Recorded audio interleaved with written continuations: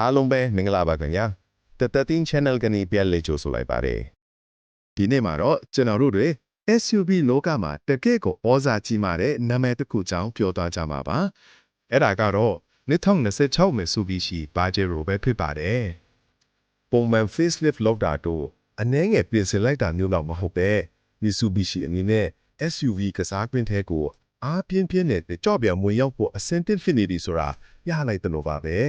နေ့အနည်းငယ်ညင်သက်နေခဲ့ပြီးတော့မှာတော့ Pajero ဟာမျိုးဆက်တဲ့ new generation အဖြစ်ပတ်လာဖို့ပြင်ဆင်နေပါပြီလက်ရှိမြင်တွေ့နေရသလားပြောရမယ်ဆိုရင်တော့ဒါဟာတကယ်ကိုစောင့်ကြည့်ရကြိုးနဲ့မဲ့ကားတစ်စီးဖြစ်လာတဲ့ပုံပါပဲ grill တွေမီးလုံး design တွေနဲ့လက်နက်စာတစ်ခုလုံးကအိုပြီးကြမ်းတမ်းခိုင်မာတဲ့ပုံပေါက်နေပါတယ်ဒါပေမဲ့ body ပိုင်းကတော့ Pajero ရဲ့မူလဟန်ပန် identity ကိုမပြောက်ပြတ်အောင်ထိန်းထားစေပါတယ်အရင်ကအောင်မြင်ပြီးသားအရာတွေအပေါ်မှာအခြေခံပြီးခစ်နေတဲ့ပုံစံပိုမိုထေဝါတဲ့ပုံစံတွေနဲ့ထပ်ဖြည့်လိုက်တာမျိုးပါတိတာထင်ရှားတဲ့အပြောင်းလဲတစ်ခုကတော့ပိုကြီးမာပြီးပေါ်လွတ်တဲ့ဘီခုံ wheel arches တွေပါပဲဒါကဘာကိုပြနေလဲဆိုတော့ frame ကိုပြန်လည်ဝမ်းမှန်ထားပြီး suspension geometry ပိုင်းမှာပိုကောင်းအောင်လုပ်ထားတယ်ဆိုတဲ့သဘောပါပဲ off-road ဝါသနာရှင်တွေအတွက်တော့သတင်းကောင်းပါဗျာဘီခုံတွေကြီးလာတယ်ဆိုတာကwheel travel ပိုရမယ်။တာဆိုင်ပိုကြီးတာတွေတက်လို့ရမယ်။ပြီးတော့ ground clearance နဲ့ပိုမြင့်နိုင်ခြင်းရှိတယ်လေ။လွယ်ပြောရရင်တော့ဒီ Pajero အသစ်ကိုမြို့ထဲမှာအလားစီးုံတစ်သက်မဟုတ်ပဲ။ကျန်းတန်းတဲ့မြေပြင်အနေအထားတွေကိုပါအထားကျဖြတ်ကျော်မောင်းနှင်နိုင်ဖို့ဒီဇိုင်းဆွဲထားပုံရပါပဲ။သူ့ရဲ့အဓိကပြိုင်ဘက်တွေဖြစ်တဲ့ Toyota Fortuner တို့ Ford Everest တို့လိုပဲဒီ Pajero အသစ်ဟာလည်းခိုင်ခံမှုနဲ့တာရှည်ခံမှုdurability and toughness ဟာသူ့ရဲ့ DNA ထဲမှာအဓိကအစိတ်ပိုင်းဖြစ်ရှိနေဦးမှာပါ body on frame တိဆောက်ပုံဆိုတာကလမ်းကြားမောင်းမဲ့ SUV တွေအတွက်တော့မရှိမဖြစ်ရွေးချယ်မှုတစ်ခုပါပဲ Mitsubishi အနေနဲ့လည်းဒီအချက်ကိုစွန့်လွတ်တော့မှာမဟုတ်ပါဘူးဒါပေမဲ့တစ်ချိန်တည်းမှာပဲသူတို့အနေနဲ့ဒီမျိုးဆက်တွေကိုနေ့စဉ်အသုံးပြုရတာပိုအဆင်ပြေပြီးပိုမြင့်ညောင်းအောင် more refined လုပ်ဖို့လေအာယုံစိုက်ထားပုံရပါတယ်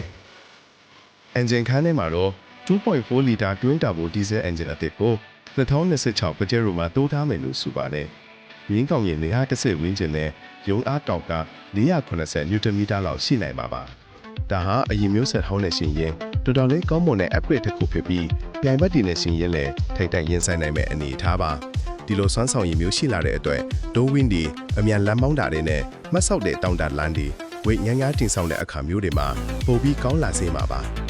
ပိုကောင်းတာတစ်ခုကတော့ Mitsubishi အနေနဲ့ power ကိုမြင့်တင်လိုက်ပေမဲ့စီစားနှုန်းတတအောင်လည်းလှုပ်ဆောင်နေတယ်လို့ဆိုပါတယ်။ဒါကတော့ keyway မောင်းမဲ့သူတွေအတွက်အများကြီးအကျိုးရှိမဲ့အချက်ပါပဲ။ styling ပိုင်းကိုကြည့်မယ်ဆိုရင်တော့ Mitsubishi အနေနဲ့4000ဆန်းဆန်း boxy type ထင်းနေစေရည်ရွယ်ချက်ရှိပုံဖော်ထားစေပါပဲ။ဒါပေမဲ့ body မြင့်ဒီကပိုထင်ရှားလာမယ်။ကိုယ်တည်းကပုံမတောင့်တင်တဲ့ပုံစံပေါက်လာပြီးပိုပြီးရဲရင်တဲ့ပုံစံဖြစ်လာပြီပေါ့။နေရာရွှေ့ထားတဲ့ရှေ့မီးကကားကိုပိုကျဲတဲ့အောင်ထင်ရစေပြီးလမ်းပေါ်မှာရှင်းလင်းပါစေမဲ့ပုံစံမျိုးဖြစ်ပါတယ်။စက်ဖုံးပုံစံအတိတ်ကလည်း SUV ဆန်းဆန်းကျန်းတန်းတဲ့ဆက်ရိုက်ကိုပေါ်လွင်စေပါတယ်။ကြည့်လိုက်ရင် Pajero ဆိုတာတိတာနေတော့မယ်။ဒါပေမဲ့ပိုခစ်မိပြီးပိုတည်ငြိမ်တဲ့ပုံစံမျိုးဖြစ်လာပြီပေါ့။အတွင်းခန်းအပြင်စင်ကတော့တိတိတာတာကိုတိုးကြပြောင်းလဲလာဖို့မျှော်လင့်ရတဲ့နေရာပါပဲ။ Triton စီကနေ idea ယူထားပြီး Pajero အသစ်မှာပိုကြီးတဲ့ touch screen တွေပိုကောင်းတဲ့ infotainment စနစ်တွေနဲ့